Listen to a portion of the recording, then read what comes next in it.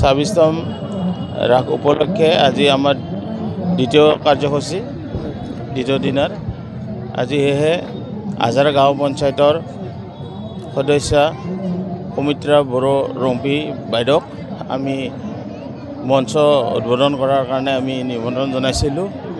আৰু লগতে আমাৰ স্মৃতি গ্ৰন্থ মুৰলী উন্মোচন কৰা হ'ল উন্মোচন কৰিলে আমাৰ সাহিত্যিক দয়াৰাম কাঠাৰ দেৱে আৰু ঠিক সেনেকৈ আমাৰ ৰাসখন 9 দিনীয়া হিচাপে আমাৰ চলি গৈ থাকিব আমাৰ প্ৰত্যেক দিনে আমাৰ এই কালচাৰ প্ৰগ্ৰাম নাগাৰা নাম চলি গৈ থাকিব আৰু আমাৰ দৰ্শক আমি ভালে পাইছোঁ আৰু এই ৰাসখনত বহু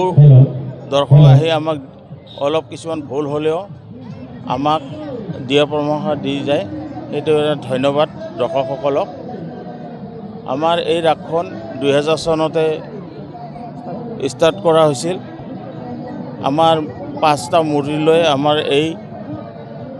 ৰাসখন চলিছিল প্ৰথম দ্বিতীয় বৰ্ষত 9টা তৃতীয় বৰ্ষত 15-20টা এনেকা গৈ গৈ আজি আমি যোৱা বছৰ ৰূপালী জয়ন্তী বৰ্ষ পাৰ কৰিলোঁ এবাৰ আমাৰ 26তম ৰাস সেয়েহে সকলো ভক্তপ্ৰাণক আমাৰ ৰাসথলীলৈ আহিবলৈ অনুৰোধ জনাইছোঁ